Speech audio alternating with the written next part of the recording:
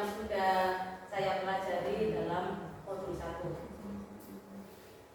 Bapak Ibu semua, perlu Bapak Ibu tahu, dan hari ini adalah kesempatan saya untuk memaparkan apa yang sudah saya dapatkan selama saya mempelajari modul 1 pada pendidikan guru penggerak angkatan 10 ini. Nah, di sini pada pertemuan kali ini adalah acara diseminasi dan penerapan budaya positif modul 1.4 yang akan saya sampaikan selama 60 menit ke depan.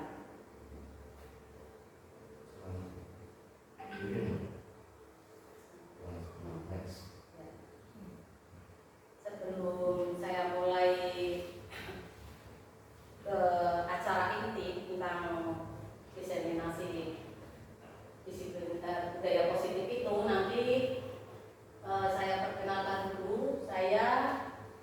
Nama saya Lia Aprianti, SPD dari SDN 02 Babaran Nol, CGP angkatan 10 kelas 10 244A dari Kabupaten Pekalongan, Provinsi Jawa Tengah. Nah, adapun dalam pelaksanaan diseminasi ini nanti, tata tertib yang harus kita patuhi adalah yang pertama, hadir seutuhnya. Kebetulan ini sudah penuh. Kami memang anggota Dewan Guru SDN 02 Babaran berjumlah 10 orang. Dan tata tertib yang kedua yaitu mensilen HP. Tata tertib yang ketiga, Bapak Ibu bisa membuat catatan dari hasil diseminasi yang saya sampaikan nanti. Tata tertib yang keempat adalah menghargai waktu. Dan tata tertib yang kelima, bertanya atau memberi pendapat. Nah, acara selanjutnya yaitu masuk ke acara inti, yaitu pemaparan tentang budaya positif. Sebelum saya masuk ke materi, perlu saya sampaikan dulu pendahuluan latar belakang. Menurut pemikiran Ki Hajar Dewantara yang perlu Bapak Ibu ketahui, itu adalah tujuan pendidikan kita sekarang itu adalah menuntun segala kodrat yang ada pada anak, sehingga mereka mendapatkan keselamatan dan kebahagiaan yang setinggi-tingginya, baik sebagai diri sendiri maupun anggota masyarakat. Kodrat-kodrat tersebut adalah diantaranya ada kodrat alam dan ada kodrat zaman. Kodrat alam itu merupakan kondisi lingkungan di mana anak itu berada. Ya, lingkungan itu sangat berpengaruh besar terhadap anak. Dan kodrat zaman adalah zaman atau waktu di mana anak berada. Saat melaksanakan pendidikan, anak-anak itu diharapkan untuk bisa mengikuti zaman. Tentunya zaman dahulu dengan zaman sekarang kan berbeda, Bapak Ibu ya. Zaman dulu itu kita itu hanya menggunakan mesin ketik ataupun tulisan tangan, dan zaman sekarang itu sudah menggunakan IT, komputer maupun laptop dan HP. Jadi sebagai pendidik kita juga harus bisa menyesuaikan zaman itu, bagaimana siswa itu bisa mengikuti perkembangan zaman yang sekarang. Seperti itu Bapak Ibu. Nah, untuk yang kedua, perlu Bapak Ibu ketahui, pengertian budaya positif itu sendiri adalah pembiasaan hal-hal baik yang mencakup sikap atau perilaku maupun tutur kata, nilai-nilai, keyakinan-keyakinan, dan kebiasaan-kebiasaan oleh seluruh warga di sekolah, terutama pada murid, agar murid dapat berkembang menjadi pribadi yang kritis, mandiri, dan bertanggung jawab. Itu artinya kita itu mengajarkan kepada anak-anak tentang pembiasaan-pembiasaan yang baik. Seperti itu. Nah, konsep-konsep atau kunci dalam modul budaya positif ini nanti itu ada 7 kemarin yang saya pelajari. Yang pertama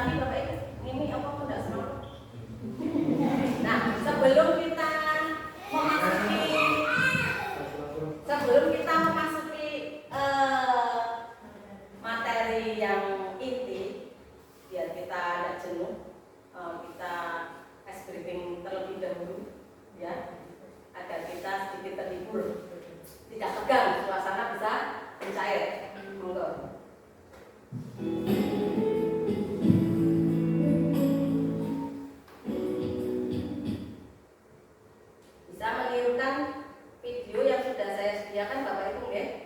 Untuk es briefingnya bisa dimulai ya. Ambil dulu enggak apa-apa, enggak usah. Satu. Dan ding ding ding.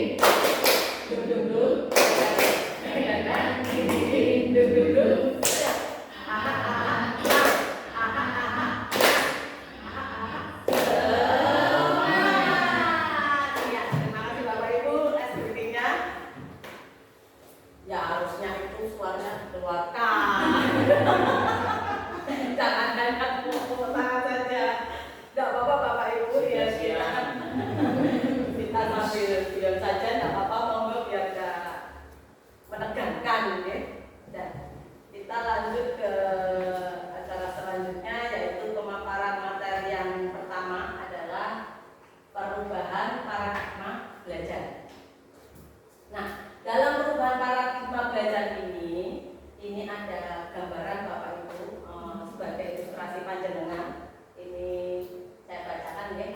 Ada A dan B. A itu Anda, sedangkan B itu teman Anda. Sobeklah secari kertas kecil, tuliskan benda atau sesuatu yang sangat berharga untuk Anda. Letakkan salah satu tangan Anda dan genggam benda atau sesuatu tersebut dengan segala daya. Anda menggenggam apa yang telah Anda tuliskan di kertas kecil itu yang menurut Anda sangat berharga bagi Anda. Genggam sekuat-kuatnya, sepenuh daya, buatlah sebuah kepalang. Nah, bayangkan seandainya teman Anda si B itu akan mencoba dengan sekuat tenaga dengan berbagai cara untuk meminta Anda memberikan benda tersebut.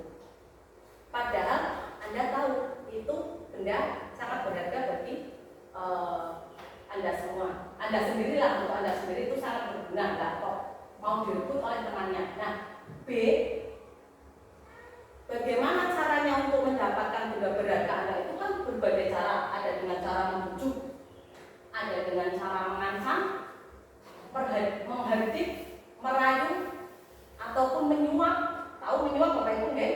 Diiming-imingi hadiah atau apa saja agar dapat membuka kepalang tangan Anda itu. Nah, sebelum kita tahu jawabannya bersama-sama, coba apa yang terjadi? Ini gambaran saja. Kira-kira apa yang terjadi? Menurut Anda, ada yang tahu nggak? Barang itu berharga bagi kita. Apakah Anda mau melepaskan atau tidak? Yang mau melepaskan siapa coba? Tidak mau. Padahal itu barang berharga, tidak mau. Apapun tujuannya, misal diberi Alphard pun Anda tidak mau. Tidak mau. Sedangkan seperti itu Bapak Ibu dan gambarannya. Ya, kita bahas bersama-sama di sini. Nah, di sini ini masuk ke perubahan paradigma belajar baru Bapak Ibu. Nah, tadi dari gambaran tadi kemungkinan yang terjadi itu setiap orang kan berbeda-beda. Ada yang bersedia membuka karena tergiur tawaran-tawaran yang menarik dari si B itu tadi, teman Anda, dan ada yang tetap bertahan dengan genggamannya. Prinsip orang berbeda-beda. Itu seperti itu Bapak Ibu. Nah, ini adalah teori dari Dr. William Glasser yang merumuskan miskonsepsi tentang makna kontrol. Nah, ini ilusi untuk kita sebagai guru dalam mengontrol murid. Pada dasarnya kita dapat memaksa murid untuk berbuat sesuatu. Jikalau murid tersebut memilih untuk tidak melakukannya, walaupun tampaknya kita sedang mengontrol perilaku murid tersebut. Hal ini karena murid tersebut sedang mengizinkan dirinya dikontrol. Saat itulah bentuk kontrol guru menjadi kebutuhan dasar yang dipilih murid tersebut. Teori kontrol menyatakan bahwa semua perilaku memiliki tujuan, bahkan terhadap perilaku yang tidak disukai. Jadi pada intinya Bapak Ibu, kita tidak bisa memaksakan kehendak murid. Murid itu punya pilihan masing-masing. Ada murid itu yang kadang mau nurut dengan guru karena rasa takut. Ada sebagian murid yang memang kekeh dengan pendiriannya. Saya tidak berburu. Nah, tentunya mereka ada alasannya. Itu gambarannya. Nah, untuk selanjutnya yaitu ilusi bahwa semua penguatan positif efektif dan bermanfaat. Penguatan positif atau tujuan itu adalah bentuk-bentuk kontrol segala usaha yang mempengaruhi murid agar mengulangi suatu perilaku tertentu adalah suatu usaha untuk mengontrol murid tersebut dalam jangka waktu tertentu. Kemungkinan murid tersebut akan menyadarinya dan mencoba untuk menolak rujukan kita, atau bisa jadi murid tersebut menjadi tergantung pada pendapat sang guru untuk berusaha. Ada dua gambaran seperti yang saya sampaikan tadi ya, tentang istilahnya bentuk kontrol murid. Itu murid itu ada bermacam-macam, ada yang kekeh dan ada yang kadang nurut dengan gurunya karena tidak berani, kadang ada yang nggak punya prinsip, misalkan anu Pak Guru, anu kocok-kocok seperti itu. Ada yang murid memang betul-betul dia nggak mau karena memang bisa menyampaikan alasannya. Biasanya takut sih. Takut dong biasanya kemarin Pak Guru Pak Firman. Oke, dan selanjutnya yaitu ilusi bahwa kritik dan membuat orang merasa bersalah dapat menguatkan karakter. Menggunakan kritik dan rasa bersalah untuk mengontrol murid menuju pada identitas gagal. Ya, sebagai guru, kalau kita membuat murid itu merasa bersalah atau mengkritiklah, tidak mengkritik murid, kamu itu anaknya seperti ini. Nah, itu otomatis kan menurunkan rasa percaya pada diri murid. Itu adalah bentuk identitas kegagalan kita sebagai seorang guru. Mereka belajar untuk merasa buruk akhirnya tentang diri mereka. Mereka mengembangkan dialog diri yang negatif, yang pada akhirnya kadangkala sulit bagi guru untuk mengidentifikasi bahwa mereka melakukan perilaku ini karena seringkali guru cukup menggunakan suara halus untuk menyampaikan pesan negatif. Jadi di sini intinya guru itu ada pendekatan tersendiri, jangan membuat murid merasa bersalah ataupun istilahnya membuat murid merasa kurang percaya diri. Seperti itu Bapak Ibu ya. Nah, ilusi yang berikutnya yaitu ilusi bahwa dewasa memiliki hak, bahwa orang dewasa memiliki hak untuk memaksa. Betul atau tidak Bapak Ibu menurut Anda? Ya. Orang dewasa memiliki hak untuk memaksa. Ya, coba kita bahas. Banyak orang dewasa yang percaya bahwa mereka memiliki tanggung jawab untuk membuat murid-murid berbuat hal-hal tertentu. Misal contoh kita orang dewasanya sebagai guru ya. Apapun yang dilakukan dapat diterima selama ada sebuah kemajuan berdasarkan sebuah pengukuran kinerja. Pada saat itu pula orang dewasa akan menyadari bahwa perilaku memaksa itu tidak akan efektif untuk jangka waktu yang panjang, dan sebuah hubungan permusuhan akan terbentuk. Itu dari sebuah pemaksaan lah, kalimatnya seperti itu. Kita agak memaksakan kehendak kepada murid. Nah, dari materi yang sudah saya paparkan tentang perubahan paradigma belajar nanti, ada timbul sebuah pertanyaan, yaitu lalu siapakah pemegang kontrol yang sesungguhnya? Nah, jawabannya adalah tentu saja kita sendiri yang memegang kontrol atas kepalan tangan kita tadi. Betul yang disampaikan tadi Bu Viro, Bu Yani, tidak akan melepaskan kepalan tangan kita. Apakah kita mau buka atau menutup kepalan tangan kita itu tergantung pada diri kita masing-masing sesuai dengan kebutuhan dasar saat itu. Ada orang yang memang kuat prinsipnya, ada orang karena membutuhkan alpak saat itu tergiur dengan alpak yang ditawarkan sebagai hadiah ataupun reward. Nah, itulah istilahnya nanti gambaran-gambaran kita yang menuju ke arah sebagai pemimpin pembelajaran. Oke. Nah, kita masuk ke materi yang kedua, yaitu positif.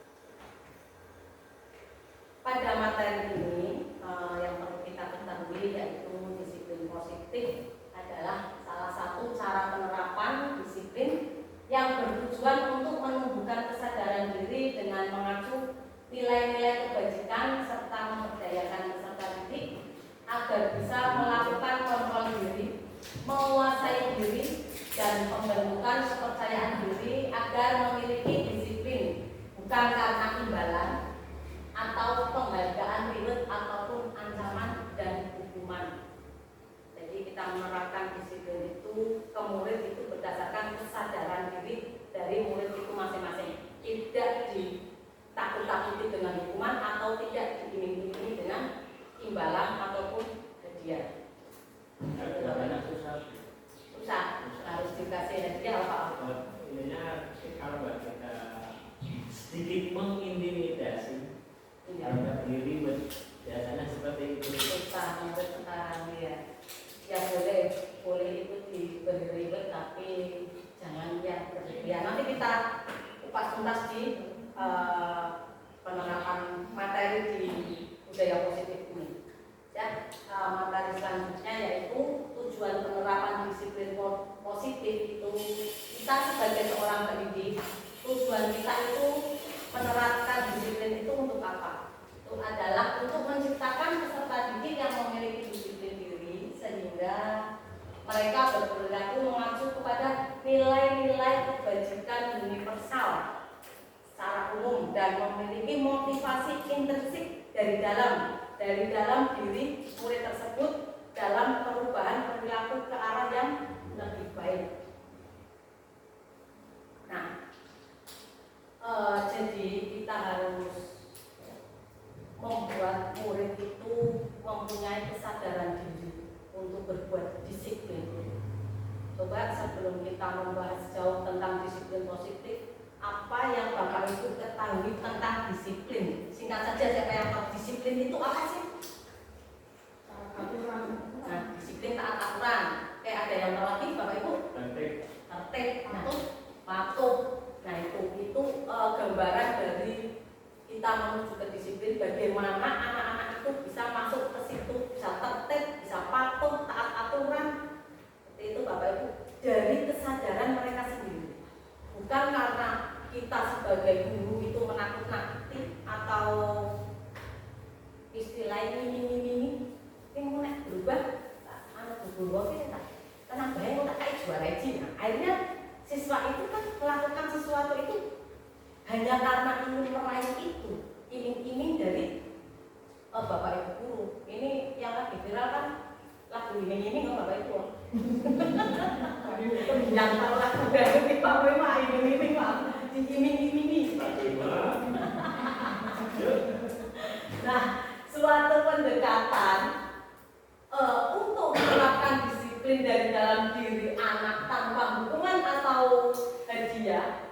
Nah, disiplin positif perlu diterapkan baik dalam lingkungan lingkungan keluarga maupun lingkungan sekolah dengan cara mengadakan pendekatan yaitu yang pertama itu menyadarkan siswa ya dengan cara penerapan disiplin yang mengajarkan anak bertanggung jawab dan menumbuhkan kesadaran diri berdasarkan nilai-nilai kebajikan. Itu kita langkah pertama dalam menyadarkan anak tersebut dulu. Terus yang kedua yaitu disiplin diri, lebih ke arah disiplin diri yang dapat mengontrol dalam melakukan segala tindakan. Dan pendekatan yang ketiga yaitu memahami. Bagaimana caranya kita memahami anak tersebut dapat membuat murid memahami dan menyadarkan berdasarkan motivasi internal, bukan dibuat paksaan, ujian ataupun hukuman. Jadi murid tersebut itu kita buat untuk memahami sesadar-sadarnya tentang disiplin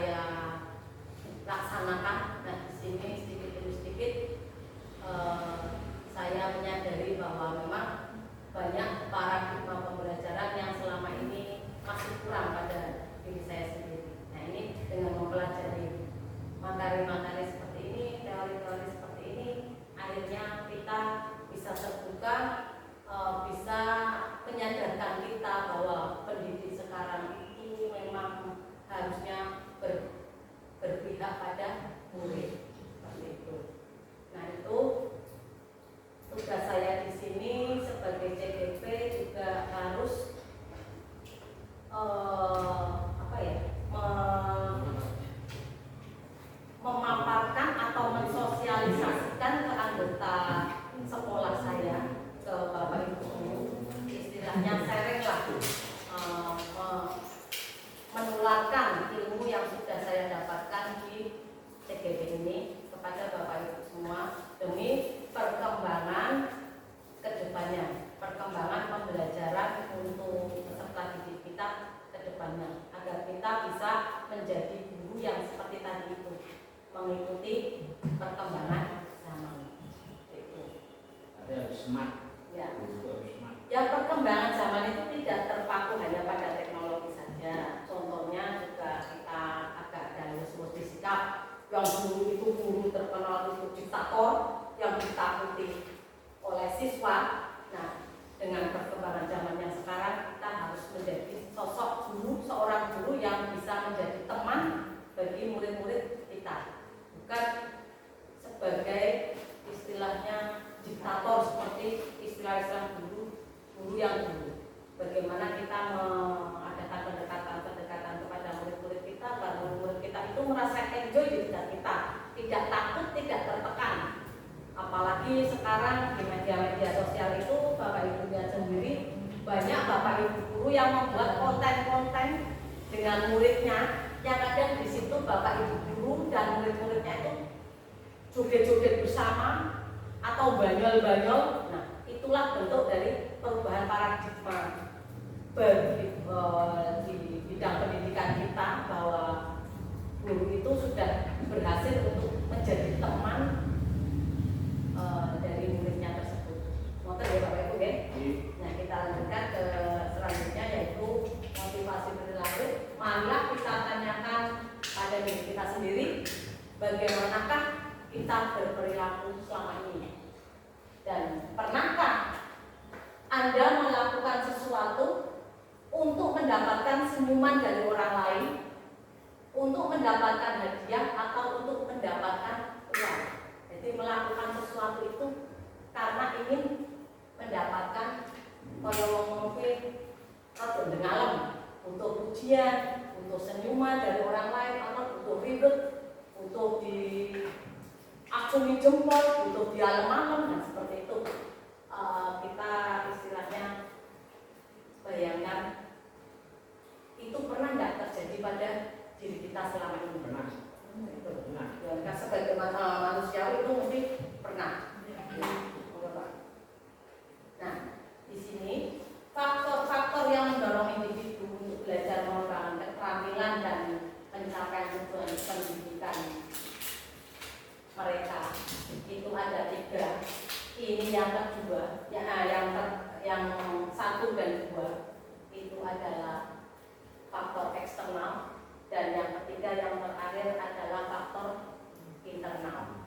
Yang eksternal itu berarti orang tersebut melakukan, perilaku manusia tersebut melakukan sesuatu itu untuk menghindari ketidaknyamanan atau hukuman. Saya mau patuh, saya mau disiplin karena saya biar tidak dihukum, saya takut dihukum karena seperti itu. Dan yang kedua adalah untuk mendapat imbalan atau penghargaan.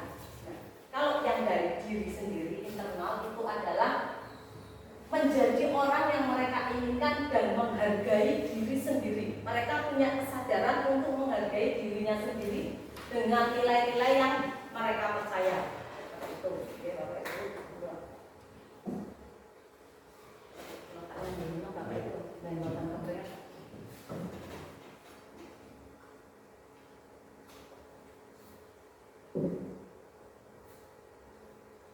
Nah, ini yang tadi saya sampaikan, motivasi internal adalah untuk menjadi orang yang mereka inginkan dan menghargai diri sendiri dengan nilai-nilai yang mereka percaya. Itu adalah contohnya menghindari hukuman dan pemberian penghargaan berlebihan agar meminimalisir motivasi eksternal dalam diri murid. Jadi kita sebagai guru itu boleh memberikan hukuman maupun imbalan, itu jangan berlebihan Bapak Ibu. Ya diminimalisir lah paling tidak. Istilahnya untuk memberikan hukuman dan penghargaan kepada murid kita itu jangan terlalu berlebihan. Itu.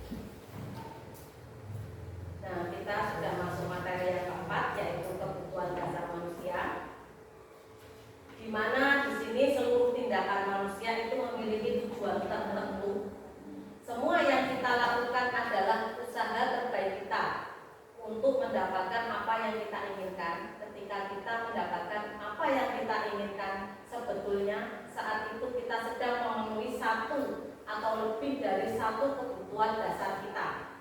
Ketika seorang melakukan suatu perbuatan yang bertentangan dengan nilai-nilai kebajikan atau melanggar peraturan, hal itu sebenarnya dikarenakan mereka gagal memenuhi kebutuhan dasar mereka. Berarti murid tersebut atau kita itu, kebutuhan dasar kita itu ada yang tidak terpenuhi, Bapak Ibu.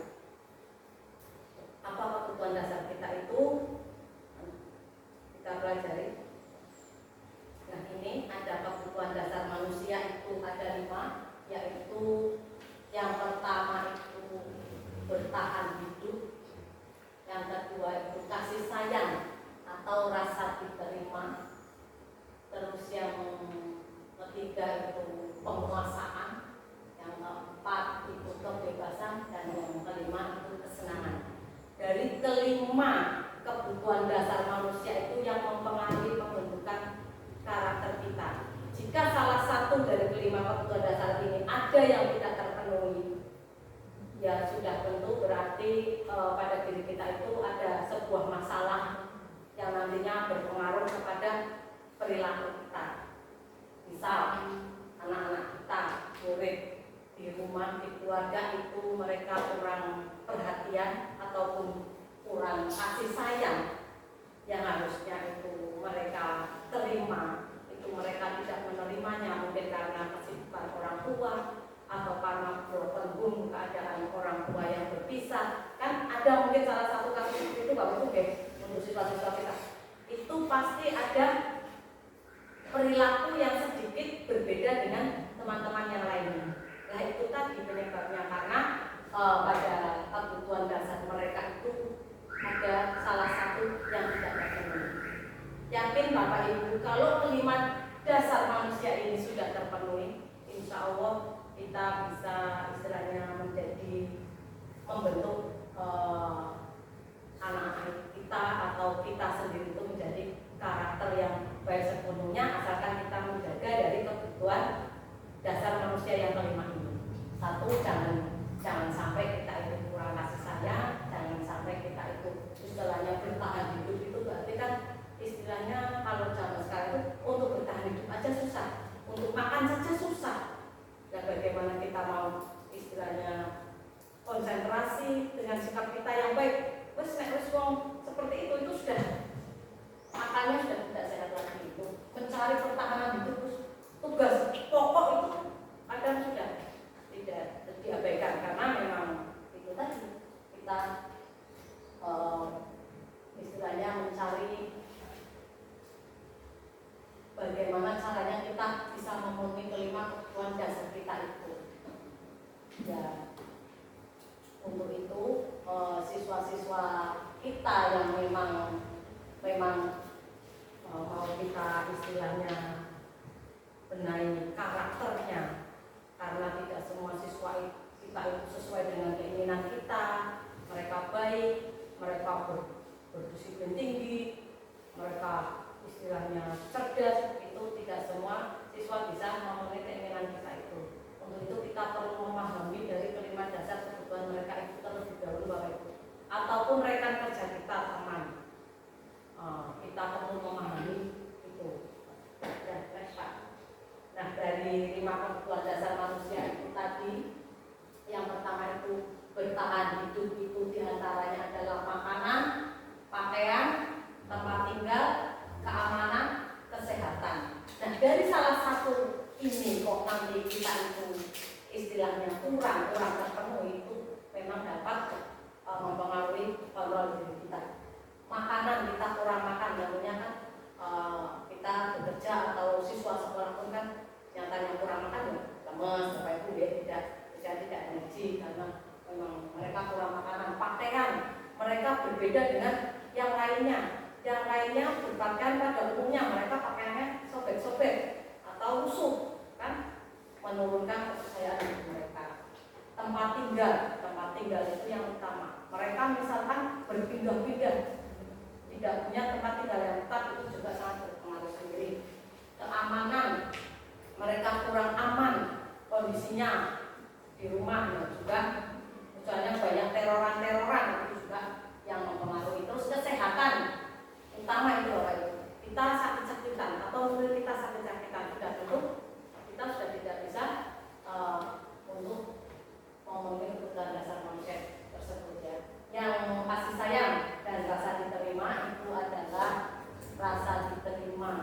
di tempat kerja maupun di sekolah diperdulikan, berbagi, kerjasama, ya, menjadi bagian dari atau dalam sebuah kelompok.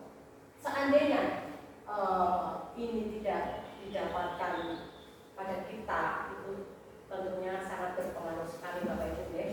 Mungkin dalam kinerja kita atau anak-anak dalam mengikuti pembelajaran itu juga sangat berpengaruh. Dan yang ketiga yaitu penguasaan itu tentang harga diri, keinginan untuk dianggap wonge ono tapi kaya ora ono. Ya. Ada tapi tidak ada. Ning ngarepe tapi ora pernah jak dongeng. Ada depan tapi tidak pernah disapa. Nah, itu juga sangat mempengaruhi sekali. Memimpin, berprestasi, diskusi, didengarkan pendapat mereka, didengarkan keluhan mereka. Itu yang mendorong mereka untuk ke arah perubahan. Jika saya yakin semua orang itu menyimpang, itu mesti ada salah satu istilahnya apa ya, masalah lah, kebutuhan dasar. Mereka sendiri kadang tidak bisa mengungkapkan ke kita, yang tahu dia sendiri. Nah, itu juga berpengaruh sekali. Bapak Ibu, jangan langsung menjustis orang itu tidak baik, tidak. Pasti kita sebagai guru tadi, nanti kita masuk ke situ, kita itu sebagai apa sih? Apa sebagai penghukum atau penghardik atau apa, itu nanti juga dijelaskan pada teori ini. Terus yang keempat adalah kebebasan mandiri, memiliki pemilihan, memiliki pilihan, mencoba hal baru, mampu mengendalikan dirinya. Itu yang menyangkut kebebasan. Dan yang menyangkut kesenangan adalah bermain, humor, antusiasisme, tertawa. Dalam dunia kerja maupun di pembelajaran itu tentunya istilahnya suasana yang seperti itu sangat kita butuhkan. Bapak Ibu ya, ada humor, tidak tegang, tidak serius seperti pemaparan kali ini. Mungkin jangan dianggap slow saja ya, karena 1 jam kita harus memperhatikan pemaparan materi dari saya tanpa bergerak, nanti sampai malah pemaparan berdiseminasi malah jadi pusing ya. Di slow saja biar materi yang saya sampaikan itu biar masuk Bapak Ibu ya. Monggo. Nah, kita sudah masuk ke materi yang kelima, yaitu posisi kontrol guru. Pada posisi kontrol guru ini yang perlu kita tahu Bapak Ibu, kita sebagai guru ya, itu yang pertama itu sebagai penghukum, sebagai pembuat rasa bersalah, sebagai teman, sebagai pemantau, atau sebagai manajer. Ada lima posisi kontrol guru, itu ada 5 macam ini Bapak Ibu ya. Nah, kita jabarkan yang sebagai penghukum itu yang bagaimana sih? Yang sebagai penghukum itu adalah seorang penghukum bisa menggunakan hukuman fisik maupun verbal, patuhi aturan saya atau awas. Nah, kata yang awas itu mengancam ya, itu masuk ke kontrol guru yang sebagai penghukum. Kamu ini mesti, nah, ini kok mesti, kamu kok salah terus sih. Itu juga kalimat-kalimat dari seorang guru yang seperti itu juga maksudnya ke penghukum. Selalu pasti, selalu yang terakhir selesai. Saya yang kata-kata yang memojokkan anak itu kita hindari, karena memang itu maksudnya kita sebagai guru yang di posisi kontrol penghukum. Apalagi dengan saya udah Bapak Ibu nih. Beberapa job, duduk. Sampai kecilnya kan seperti itu. Saking stresnya guru amal itu, tidak kondusif itu kan kita sebagai itu. Nah, ini gambaran kita. Berarti kita sudah masuk pada kontrol penghukum. Itu Bapak.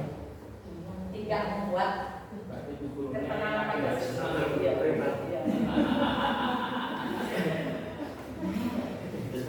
Iya.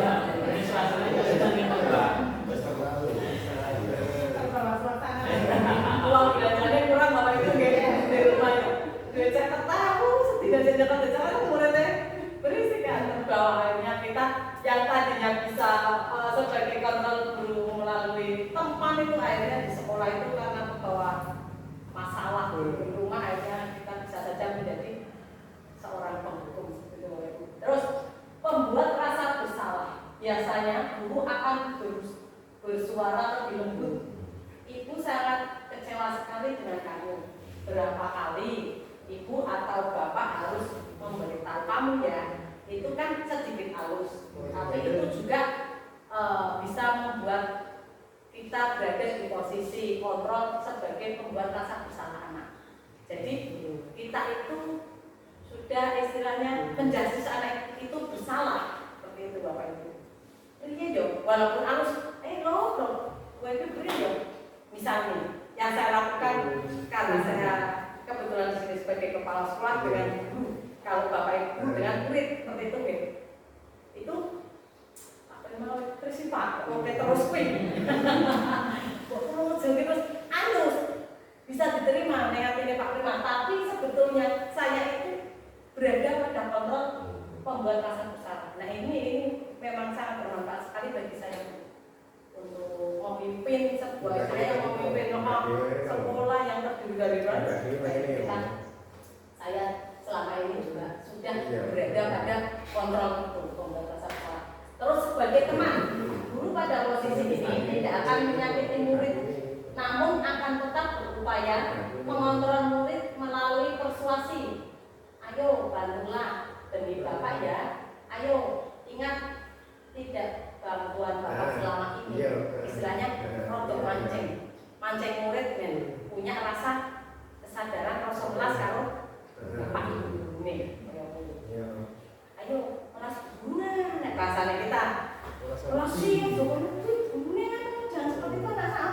Ayo kelas guru duduk yang tenang. Akhirnya kan anak itu kita sudah bisa memberikan posisi kontrol kita itu sebagai teman, sebagai bagi anak didik kita. Nah, sebagai pemantau, itu memantau berarti mengawasi.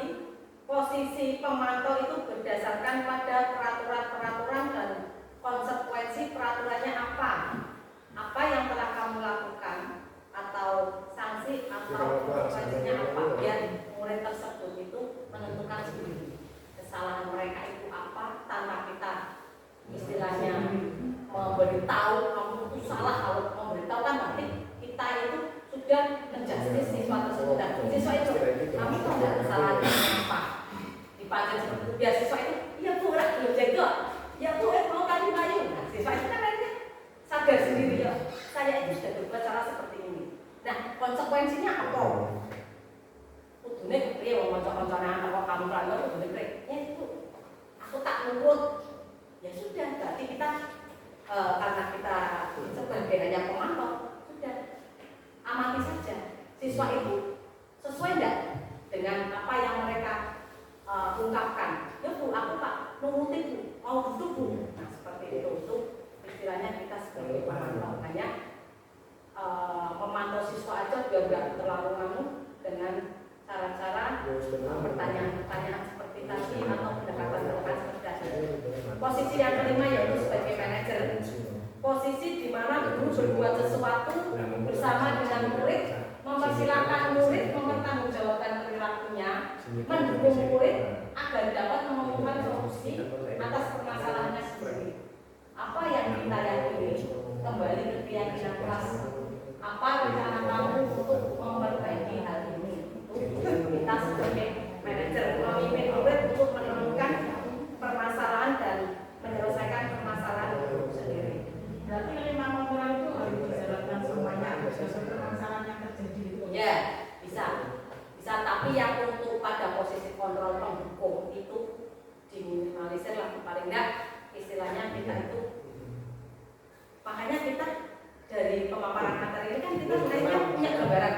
Saya itu mau jadi guru di posisi kontrol yang mana? Seperti itu. Kira-kira saya itu Pak, kalau misalkan di hati jenengan kok saya mau yang sebagai teman sedikit demi sedikit yang sebagai penghukum itu agak dihilangkan. Kita tidak kelima-limanya dijalankan itu tidak. Kita harus punya beberapa prinsip dari ini. Saya mau pegang kontrol yang seperti apa? Iya. paling tidak ya ada 5 kontrol kita sudah bisa melaksanakan yang 3 kontrol yang arahnya baik. Yang menurut saya kan yang arahnya baik, agak baik kan lagi sebagai teman, pemantau atau manajer gitu. Ya itu karena situasi dan kondisi Bapak Ibu ya karena memang kadang murid-murid kita yang memang karena sulit diatur, ramai dan lain sebagainya, akhirnya kita tanpa kita sadari, tanpa kita sengaja berada di posisi kontrol sebagai penghukum. Karena gerak refleks bentuknya itu, gerak refleks otomatis karena situasi kondisinya itu memang kita tuh istilahnya, kok teman sih muridnya oke sih Pak menyampaikan teman, kok ya nah terus gimana kurikulum merdeka ini? Itu kan dijelaskan bahwa hukuman untuk ibu di kurikulum merdeka ini nggak sama seperti di kurikulum yang sudah Bu ya. Contoh misal siswa tidak mengerjakan tugas dalam hal ini PR, guru otomatis kan itu kan mengoprak-oprak Bu ya. Nah itu yang benar dalam kurikulum merdeka itu hukuman yang pas itu apa? Ya seperti yang saya sampaikan tadi Pak Beni. Jadi Pak Beni itu memancing siswa untuk bisa mengungkapkan kesalahannya sendiri. Misal contoh seperti kemarin ada beberapa siswa yang tidak ikut upacara hari lahir Pancasila itu Pak. Nah itu kan kalau kita tidak memberikan hukuman, tentunya yang ikut nantinya juga menyepelekan dong. Itu nggak berangkat saja tidak apa-apa Bapak Ibu. Nah nanti di kurikulum merdeka itu kita yang tepat itu seperti ini Pak Beni. Kemarin kamu tahu Pak Beni atau guru ini memanggil kamu itu kenapa? Dipancing dulu siswanya biar dia itu prosot gini dan itu merasa sendiri. Nah kalau mereka memang sudah kita pancing dan anu, ya kita istilahnya memberitahu, tapi dengan nada yang agak pelan, jangan digetak-getak. Kamu tahu Bapak Ibu memanggil kamu ke kantor itu karena kemarin kamu itu tidak ikut upacara hari lahir Pancasila, sedangkan teman-teman yang lain itu ikut. Itu berarti kamu diberi persepsi bahwa tidak istilahnya memiliki rasa seperti ini punya rasa nasionalisme itu seperti ini. Nah dari rasa-rasa nasionalisme itu ada nggak pada diri kamu nak? Dengan tidak hadirnya kamu pada upacara itu mengenang para pahlawan kita yang sudah gugur mendahului kita saat perang perjuangan mereka, kamu menghargai nggak dengan sikap kamu yang tidak ikut upacara itu? Menurut kamu itu menghargai para pahlawan perjuangan para pahlawan kita nggak nak? Seperti itu. Otomatis siswa pasti ya Pak tidak. Nah nanti hukuman yang kita berikan pun Bapak Ibu itu harus sesuai siswa sendiri yang memilih. Nah kalau siswa sudah menyadari kesalahannya itu apa, tawarkan saja Bapak Ibu. Nah kamu kan sudah tahu kesalahan kamu gimana. Nah untuk itu karena teman-teman yang lain melakukan kok kamu tidak melakukan itu, harusnya kamu bagaimana? Misalkan hukuman apa yang kamu istilahnya ingin kamu lakukan, biar siswa itu yang milih sendiri hukuman itu. Jangan kita yang menjatuhkan hukuman terus siswa melaksanakan itu, jangan. Berarti semacam ada kesepakatan. Ya, dibentuk kesepakatan betul Bapak Ibu. Ada kesepakatan antara guru dan murid tersebut. Nanti jadinya murid tersebut itu nanti melaksanakannya pun misalnya atas pilihan mereka sendiri, bukan berdasarkan manut gurunya, wedi kalau gurunya itu di kurikulum merdeka itu seperti itu Pak Beni.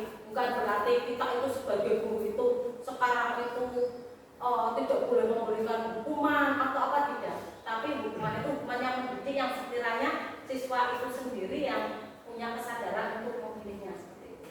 Biasanya itu kan kalau kelas besar, bagaimana kan tahu pilihannya ya. Sudah tahu, misal saya nggak ikut upacara pada waktu hari Pancasila. Biasanya kan makna dari kita mengikuti upacara lahirnya Pancasila kan kalau kelas 4 bagaimana kan tahu pilihannya apa. Kita yang tanyakan itu kelas 1, 2, 3 tidak kelas kecil. Mungkin kan pilihan itu masih ditentukan oleh guru ya. Iya. Nggak mungkin anak kelas 1, kelas 2, dan kelas 3 itu mempunyai pilihan, oh ini seperti ini. Ya, Mungkin dong. guru, bapak ibu guru harus memberi gambaran terlebih dahulu Pak yang bisa diterima anak sesuai dengan tingkatannya. Tentu SD di SMA kan tentu juga berbeda di SD. Kalau SMA itu guru lewis yang tantangan terus ngerti Pak bahwa itu kode kalau mereka itu bisa lah dengan mengundang ke kantor atau ke ruang BK terus guru lewis delok tapi siswa sudah langsung tanggap oh ya saya bisa. Tapi kalau siswa SD yang kelas 1, 2, 3 mungkin dipanggil pun nunggu yang dulu kok belum sadar kalau dia itu salah. Nah apa Pak? Aku nak apa Bu? Seperti itu. Nah apa Pak? Hah?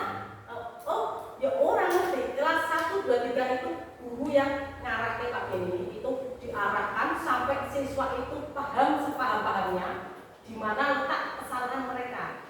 Berarti posisi kontrol kita itu seperti sebagai teman. Sebagai konco kan dongengannya berarti percakapannya itu ya seperti teman, istilahnya yang bisa masuk ke hati mereka, ke pemikiran mereka sampai mereka itu bisa tahu sadar kesalahan mereka itu gimana dengan metode-metode cara-cara yang tentunya disesuaikan dengan tingkatan masing-masing.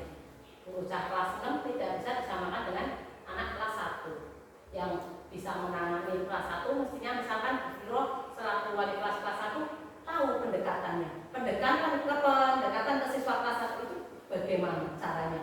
Apa kalau dijak guyon apa nanti yang arahnya itu sampai menyadarkan siswa itu atas kesalahannya itu tadi seperti itu. Intinya guru memancing kesalahannya dulu Pak.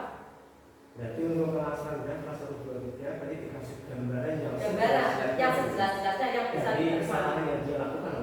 Iya, dipancing sesuai tingkatan usia mereka. Istilahnya bahasanya itu beda antara anak-anak dengan orang dewasa itu berbeda.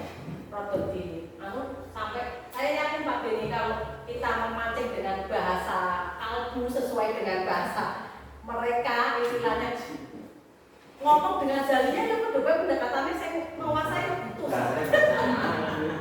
dengan jalinya warawar putus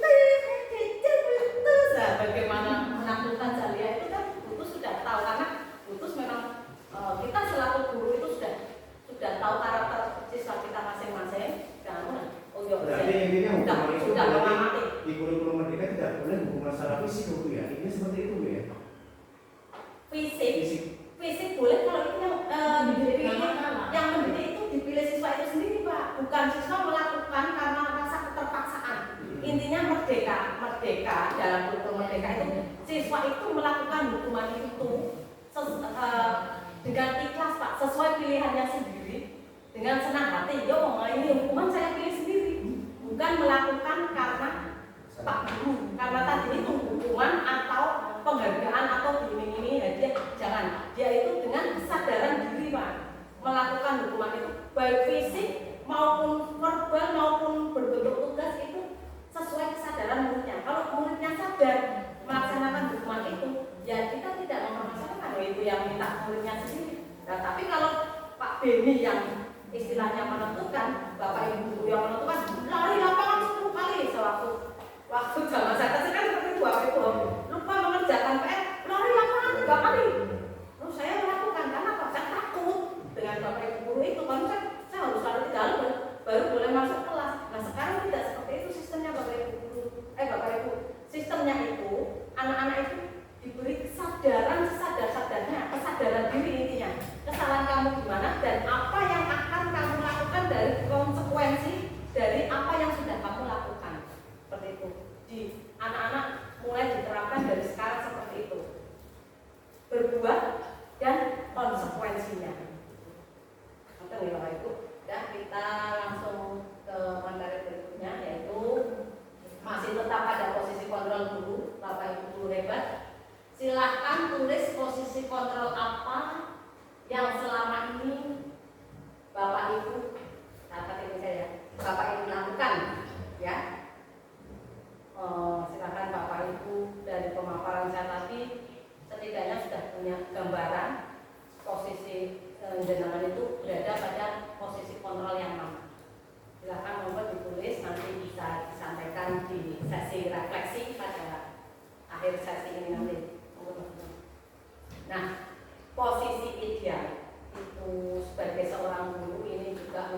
dari pertanyaan Pak Reni tadi, posisi di mana guru berbuat sesuatu bersama dengan murid, mempersilahkan murid untuk mempertanggungjawabkan perilakunya. Ini sesuai pertanyaan Pak Reni tadi.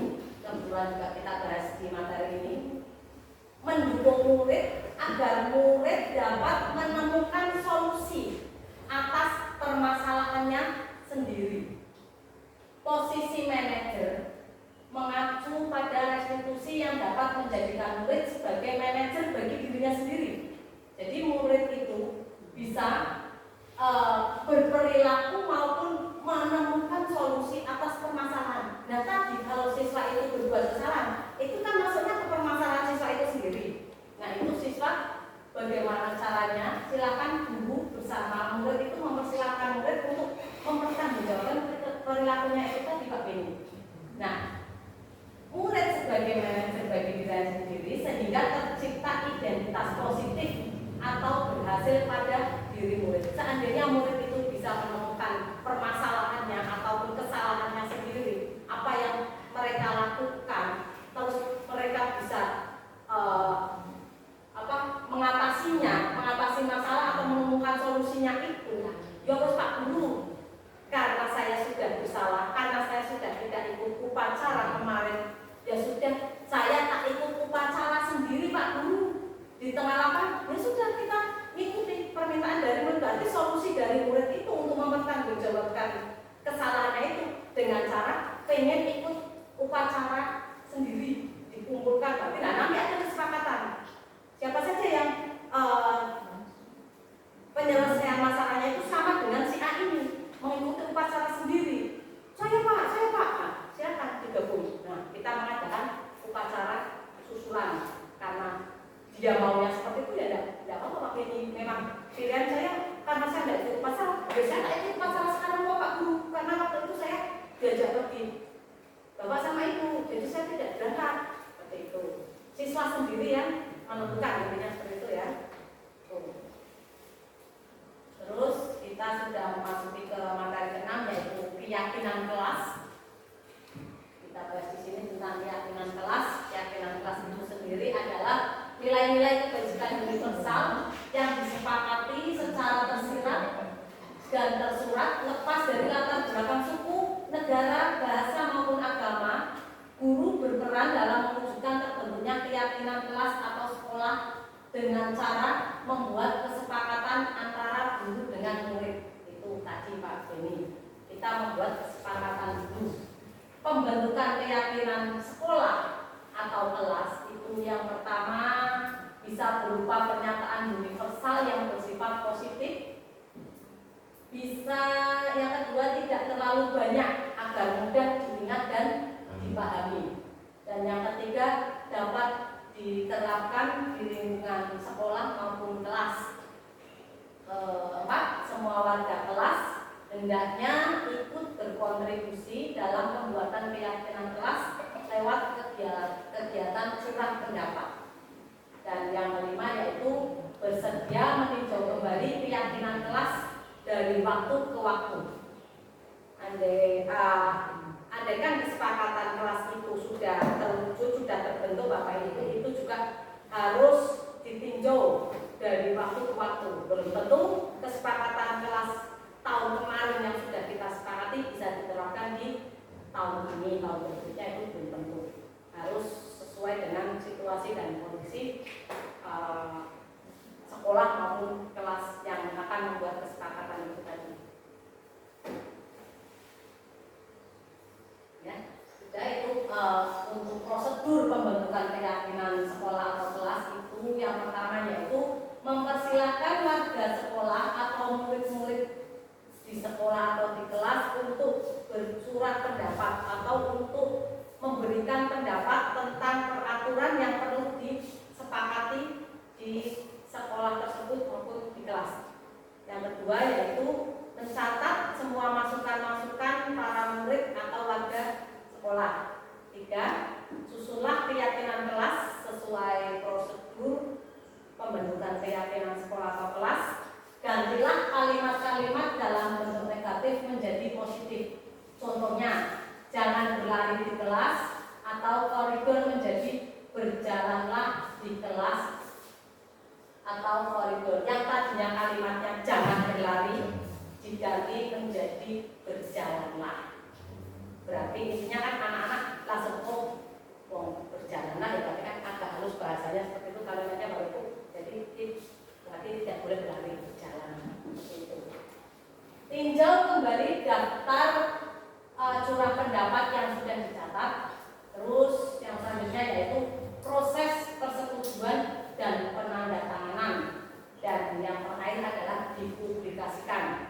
Kalau itu kesepakatan sekolah itu berarti semua anggota sekolah baik murid maupun guru itu juga harus tahu apa itu kesepakatan sekolah kita. Kalau di kelas ya manunya apa istilahnya hanya di kelas saja Bapak Ibu. Publikasinya kita mempublikasikannya hanya ke wali kelas dan anak-anak. Ya terus bisa diteruskan ke kepala sekolah untuk mengetahui kepala sekolah bisa menyesuaikan kesepakatan kelas itu kan berbeda-beda. Meskipun satu sekolah kesepakatan kelas itu bisa berbeda-beda tergantung anaknya. Tentunya kesepakatan untuk kelas 1 itu tidak bisa diterapkan di kelas yang tinggi, kelas 6. Begitu juga kesepakatan kelas tinggi, kelas 6 tidak bisa diterapkan di kelas 1, kelas 3. Nah ini adalah bentuk contoh tabel T dan Y Bapak Ibu. Itu tentang hormat. Itu misalkan menghormati hormat itu kalau terdengar oleh kita itu adalah satu orang berbicara. Dengan satu orang berbicara itu kan kayaknya kita tabel T dan Y itu yang dimaksud ini Bapak Ibu. Pertama terdengar itu dengan ada salah satu anggota yang berbicara, itu tentunya kan bisa kita dengar. Dan yang kedua yaitu terlihat itu masuk ke istilahnya perubahan perilaku yang ditambahkan oleh kita itu kan bisa dilihat oleh mata meskipun kita tidak mendengar. Misal kan Bu Linda marah dengan saya, dia tidak ngomong apa-apa, tapi kan setidaknya Bu Linda cuma suka besok, mulai, merong-merong, jengit-jengit. Saya tahu tanpa mengungkapkan kata-kata berarti kan sudah terlihat bahwa Bu Linda itu sedang marah seperti itu. Berperilaku berarti itu berperilaku itu tentang perubahan sikap kita, ya. Itu contoh memberikan memberikan hormat atau berjabat tangan, atau kalau misalkan murid kepada Bapak Ibu guru itu seperti ini, nah itu juga masuknya ke berperilaku. Terus masuk materi yang terakhir Bapak Ibu yaitu segitiga restitusi. Nah, dalam segitiga restitusi ini ada sebuah gambar segitiga itu yang ke arah sini sebelah kiri itu adalah validasi tindakan yang salah, dan yang ke sini adalah menanyakan keyakinan, dan yang bawah adalah menstabilkan identitas. Berarti antara validasi tindakan yang salah dan menanyakan keyakinan kita harus bisa sebagai penstabil identitas. Ini penyelesaian masalah dengan segitiga restitusi. Suatu proses dialog yang dijalankan oleh guru agar dapat menghasilkan murid yang mandiri dan bertanggung jawab. Berarti kita itu sebagai jembatan lah, kalau tidak itu kalimatnya kan kita sebagai penengah, sebagai jembatan. Nah ini segitiga restitusi di sini yaitu kamu tentunya punya alasan mengapa melakukan itu. Adakah cara yang lebih efektif untuk mendapatkan apa yang kamu butuhkan? Setiap orang pasti pernah melakukan kesalahan. Nah, keyakinan kelas apa yang telah disepakati ini untuk buat keyakinan kelas dengan cara tadi kesepakatan kelas itu Bapak Ibu, oke? Terus kamu ingin menjadi orang seperti apa? Nah, kamu bukan satu-satunya yang pernah melakukan itu. Jadi kalimat-kalimat yang kita sampaikan untuk penyelesaian masalah itu agak sedikit halus Bapak Ibu, jangan sampai istilahnya kalimat ini ada menyinggung perasaan anak. Nah, menstabilkan identitas di sini yaitu bagian dasar dari segitiga bertujuan untuk mengubah identitas anak dari orang yang gagal karena melakukan kesalahan menjadi orang yang sukses seperti tadi ya Pak Beni ya. Anak yang merasa gagal karena dia melakukan kesalahan, tapi akhirnya dia menjadi seorang yang sukses karena mereka merasa sudah bisa menyelesaikan masalahnya sendiri. Ketika berangkat sekolah pun mereka sudah tidak beban. Kesalahanku ini sudah saya tebus, saya sudah minta maaf. Seperti orang ibaratnya berkelahi atau bertengkar itu kan sudah ada minta maafan. Jadinya ketemu pun udah plong seperti itu. Ya, kita menjadikan anak-anak kita itu menjadi anak yang sukses, bisa menyelesaikan masalahnya sendiri. Jadi dari posisi mereka yang merasa gagal, saya merasa bersalah ya, tidak mematuhi aturan seperti ini. Dia bisa menemukan istilahnya solusinya sendiri bagaimana mengatasi permasalahan itu. Nah itulah yang namanya kita menyelesaikan masalah dengan segitiga restitusi itu Pak. Terus yang kedua, tidak ada manusia yang sempurna. Kalimat-kalimat seperti itu kita ungkapkan ke murid-murid kita. Saya juga pernah melakukan kesalahan seperti itu. Bapak juga pernah dulu melakukan kesalahan seperti itu. Tapi tolong, titik seperti itu disadarkan. Ini kalimat-kalimat yang arahnya untuk menyadarkan. Terus yang berikutnya yaitu Bapak Ibu tidak tertarik mencari siapa yang salah. Intinya Bapak Ibu tidak mau tahu kamu salah atau tidak, tapi Bapak Ibu ingin mencarikan solusi dari permasalahan ini. Itu yang tepat seperti itu Bapak Ibu. Terus, nah dari menstabilkan identitas tadi, guru berkata, contoh yang perlu kita sampaikan ke murid itu sebagai gambaran kita sebagai guru itu sebaiknya kita berkata seperti ini Bapak Ibu, berbuat salah itu hal yang manusiawi. Tidak ada manusia yang sempurna Bapak Ibu juga bisa membuat kesalahan. Kita pasti bisa menyelesaikan permasalahan ini. Bapak Ibu tidak tertarik untuk mencari tahu siapa yang benar, siapa yang salah. Bapak Ibu lebih tertarik untuk menyelesaikan masalah. Kalau kamu menyalahkan dirimu sendiri terus-menerus, apakah kamu bersikap baik pada dirimu sendiri? Itu kalimat-kalimat istilahnya pemancing.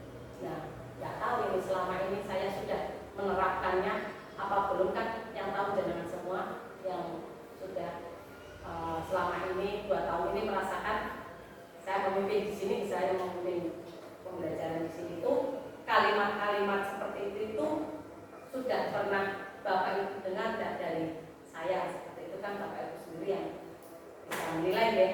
Untuk yang kedua yaitu validasi tindakan yang salah. Setiap tindakan kita dilakukan dengan suatu tujuan yaitu memenuhi kebutuhan dasar. Ini yang salah ya Bapak Ibu. Padahal kamu bisa melakukan yang lebih buruk dari ini ya. Nah itu kan kalimat-kalimat istilahnya bagaimana ya untuk siswa itu buruk. Kamu ngomong seperti ini. Kamu pasti punya alasan mengapa melakukan hal itu. Itu kalimat-kalimat yang seperti itu Bapak Ibu. Nah, ini contoh bagaimana kita sebagai guru untuk mengungkapkannya. Itu yang pertama adalah kamu bisa saja kan melakukan hal yang lebih buruk, tapi kamu tidak melakukannya kan. Diberikan pertanyaan seperti itu. Jangan menjustis kalau kamu itu sudah melakukan hal yang buruk. Terus yang kedua yaitu kamu pasti punya alasan mengapa melakukannya. Yang ketiga, apa yang penting bagi kamu. Terus yang menunjukkan sikap yang lain, yang baru. Jadi anak-anak itu merasa dihargai. Yang kelima adalah maukah kamu belajar cara lain untuk mendapat yang kamu butuhkan tanpa harus memukul. Dan yang terakhir adalah apakah kamu bisa melakukan dengan lebih baik lagi untuk besok lagi. Seperti itu Bapak Ibu, untuk kalimat-kalimat untuk anak yang istilahnya tepat. Nah, segitiga restitusi ini yang ketiga adalah menanyakan keyakinan kepada anak. Anak akan siap untuk dihubungkan dengan nilai-nilai yang dia percaya dan berpindah menjadi orang yang dia inginkan. Apa yang kita percaya sebagai kelas atau keluarga, keyakinan kelas, apa yang telah kita sepakati, dan kamu mau jadi orang yang seperti apa? Menanyakan keyakinan mereka. Mereka bisa menemukan jawabannya dari keyakinan-keyakinan ini dengan cara kita berkata pada anak-anak apa nilai yang kita percaya di kelas atau sekolah kita, nilai-nilai universal apa yang telah kita sepakati. Anak-anak kan akhirnya mengingat-ingat, apa ya, kesepakatan apa ya yang sudah kita sepakati di kelas ini atau di sekolah ini. Kelas yang ideal itu yang seperti apa sih? Nah, siswa itu juga bisa menemukan jawabannya. Pertanyaan pancingan lah untuk siswa. Kamu ingin jadi anak seperti apa? Gak mungkin kan anak-anak itu menjawab, saya ingin menjadi anak yang jahat. Ada enggak Bapak Ibu anak-anak yang misalnya menjawab itu? Saya ingin menjadi orang yang kurang ajar Bapak Ibu. Saya rasa enggak ada. Pasti anak-anak maksud, saya ingin menjadi anak baik Bu, saya menjadi anak pintar. Kan saya mau kaya. Nah, anak-anak kan pola-pola seperti itu. Nah, pancinglah dengan pertanyaan-pertanyaan seperti itu. Terus yang selanjutnya yaitu apa yang kamu rasakan ketika kamu melakukan itu. Ketika kamu melakukan itu, yang kamu rasakan ini apa? Apakah bangga? Mereka misalnya memukul temannya, apakah mereka itu merasa bangga, merasa menang, atau malah merasa bersalah? Kan tergantung jawaban siswa itu masing-masing. Nanti kita bisa menyelesaikannya dengan segitiga restitusi ini. Kamu menjadi orang yang seperti apa? Nah, biar siswa itu mengungkapkannya. Nanti kita sebagai guru menyelesaikan menggunakan segitiga restitusi itu tadi Bapak Ibu. Nah, dari pemaparan materi tadi dari 7 materi yang sudah saya sampaikan ke Bapak Ibu semua dalam diseminasi budaya positif ini Bapak Ibu, monggo tugas Bapak Ibu yaitu memberikan refleksi dari kegiatan ini. Yang pertama itu Bapak Ibu memberikan sebuah refleksi hal baru yang mengubah paradigma saya. Jadi Bapak Ibu punya gambaran perubahan paradigma yang Bapak Ibu dapatkan dari pemaparan materi dari saya itu apa tadi. Dan yang kedua, bagaimana perasaan Bapak Ibu dalam melaksanakan kegiatan ini di acara di diseminasi ini. Terus perasaan Bapak Ibu yang muncul pada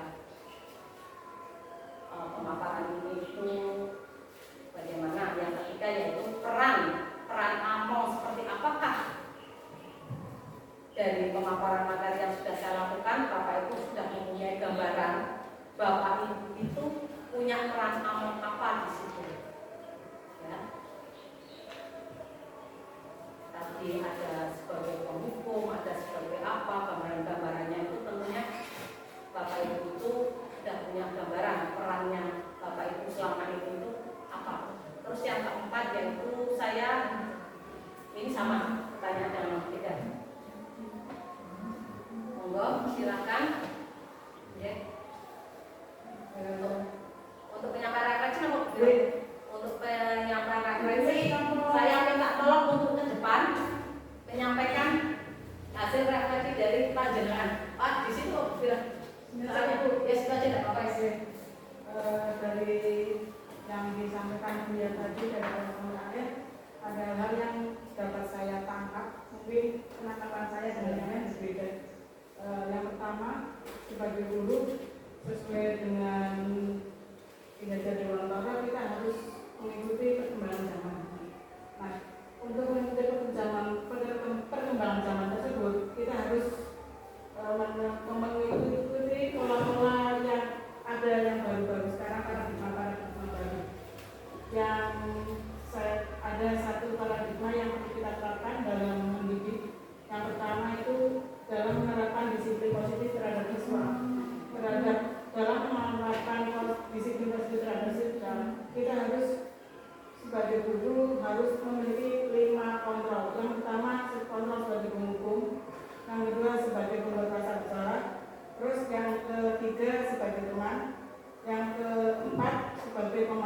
yang kelima sebagai manajer. Untuk menerapkan posisi kontrol guru tersebut, kita harus melihat permasalahan yang terjadi. Tidak serta-merta kita hanya menggunakan, oh saya harus sebagai terus, enggak. Tergantung permasalahan yang terjadi, masalah apa yang terjadi antara siswa itu, kita pilih salah satu kontrol guru, kita terapkan dalam permasalahan tersebut. Yang terus sebagai guru selain itu kita harus memiliki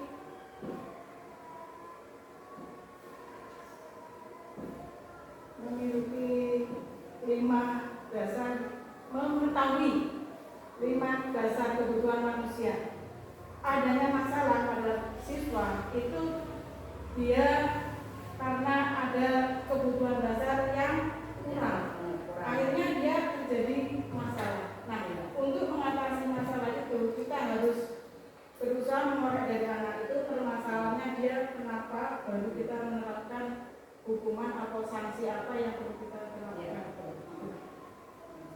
Itu Bu yang saya tangkap. Sudah cukup Bu Viro untuk perasaan Bu Viro selama mengikuti diseminasi pemaparan ini itu bagaimana menurut Bu Viro?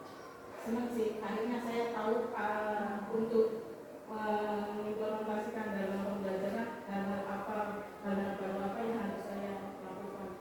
Karena selama ini kita kurang dapat masukan-masukan, kurang dapat kayak biasanya kan dulu kan kakak kita kan ada materi-materi yang baru yang disampaikan, untuk selama ini kurang.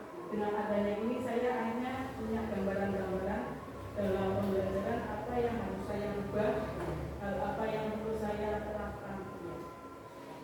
Terima kasih refleksi dari Bu Viro. Semoga kedepannya apa yang kita dapatkan, karena memang ini yang masih mempunyai kesempatan untuk menjalankan pendidikan ibu pemuda itu baru saya, insya Allah untuk kedepannya itu bisa disusul oleh Bapak Ibu semua, karena memang ilmunya yang kita dapatkan dari CPP ini betul-betul bermanfaat sekali bagi penerapan kita di sekolah maupun di kelas, terutama untuk anak-anak, untuk murid kita. Seperti itu ya Bapak Ibu. Monggo ada refleksi dari yang lainnya lagi, silakan. Pak Beni, Masih tawaran. apa? Masih tawaran. Oh, masih tawaran. Monggo diisi yang lain dulu. Pak Bima. Ya Bu, terima kasih. Ya. Untuk refleksi pemaparan ini itu satu menambah menambah wawasan, oke, sehingga tahu apa yang sebelum dikerjakan dan yang dikerjakan. Ada gambaran. Oke, ada gambaran. Terus untuk perasaannya itu sangat menyenangkan Bu, nambah itu juga. Oke, untuk peran guru Among seperti apa yang dilakukan selama ini itu, ya menurut saya itu tergantung letak kesalahannya. Seperti itu. Ya, terima kasih. Refleksi dari Pak Prima itu memang sebagai guru itu peran Among seperti apakah yang telah saya lakukan selama ini mengikuti modul ini, itu memang karena kita ini berpengalaman mendapatkan pemaparan materi-materi, teori-teori tentang paradigma baru ya Bapak Ibu ya. Itu tentunya kan kita istilahnya masih mengacu ke peran kita yang sebelumnya. Nah, yang saya harapkan dari kegiatan ini, setelah kegiatan diseminasi ini, ada perubahan perilaku dari Bapak Ibu semua dalam pembelajaran pada anak-anak kita. Itu semoga pada acara ini kita bisa menjadi wawasan seperti yang Pak Prima sampaikan, itu gambaran untuk kita memperbaiki untuk lebih baik lagi memberikan peran kita sebagai seorang pendidik untuk kedepannya. Itu ya Bapak Ibu. Ada lagi atau sudah cukup? Pak Beni, ada? Beda. Ya, untuk refleksi ya Bu ya, yang pertama itu hal baru apa yang mengubah paradigma saya yang saya dapatkan itu yang pertama yaitu tentang segitiga restitusi. Ini merupakan hal baru yang saya dapatkan di sini ya Bu ya, di mana segitiga restitusi ini mengandung tiga macam, yaitu yang pertama validasi tindakan yang salah, kemudian menanyakan keyakinan dan menstabilkan identitas. Tadi juga beliau sudah memberikan contoh bagaimana cara berkata kepada siswa apabila siswa itu melakukan kesalahan sesuai segitiga restitusi yang beliau terapkan. Kemudian yang kedua, perasaan apa yang muncul selama mengikuti sesi ini, khususnya mengenai makna disiplin dan motivasi intrinsik. Untuk makna disiplin itu kan tadi sudah dijelaskan bahwa disiplin itu taat pada peraturan yang beliau ya, dimana di sini sebelumnya itu kan kami sebagai guru belum tahu cara menerapkan segitiga restitusi ini kepada anak untuk memotivasi anak supaya disiplin. Kemudian yang ketiga, peran Among seperti apakah yang saya telah lakukan selama mengikuti modul ini. Peran Among di sini saya lebih menjadi teman bersama siswa. Kemudian yang keempat, saya akan menjadi Among yang seperti apakah setelah mengikuti modul ini. Setelah mengikuti modul ini saya akan berusaha menjadi posisi manajer, di mana posisi manajer ini dapat menjadikan murid itu tercipta menjadi identitasnya itu menjadi positif. Terima kasih. Terima kasih atas refleksi yang diberikan Bunda. Ya, saya simpulkan saja Bapak Ibu dari refleksi kegiatan ini ya, dari ketiga perwakilan tadi Ibu Musafiroh, Pak Rima dan Bunda, itu saya ambil kesimpulan bahwa refleksi pada kegiatan hari ini adalah menyenangkan dan insya Allah bermanfaat, betul Bapak Ibu? Alhamdulillah. Nah, sudah untuk yang berikutnya yaitu kita menyimpulkan dari apa yang sudah kita sampaikan tadi, yaitu tentang budaya positif itu akan menimbulkan rasa aman dan nyaman pada murid dalam proses pembelajaran. Budaya positif juga mampu mendorong murid untuk mampu berpikir, bertindak, dan menciptakan sebagai proses memerdekakan dirinya sehingga murid menjadi lebih mandiri serta bertanggung jawab. Demikian Bapak Ibu pemaparan materi diseminasi tentang budaya positif yang sudah saya dapatkan pada modul 1. Semoga kedepannya dari pemaparan saya ini, teori-teori yang sudah saya sampaikan ke Bapak Ibu semua bermanfaat bagi kemajuan pembelajaran kita semua, dan tentunya kita bisa melakukan pembelajaran yang berpihak pada anak sesuai dengan filosofi Ki Hajar Dewan. Demikian pemaparan dari saya. Terima kasih atas waktunya dan terima kasih atas partisipasi Bapak Ibu semua yang sudah aktif dalam mengikuti acara ini. Saya akhiri. Assalamualaikum warahmatullahi wabarakatuh. Waalaikumsalam warahmatullahi wabarakatuh.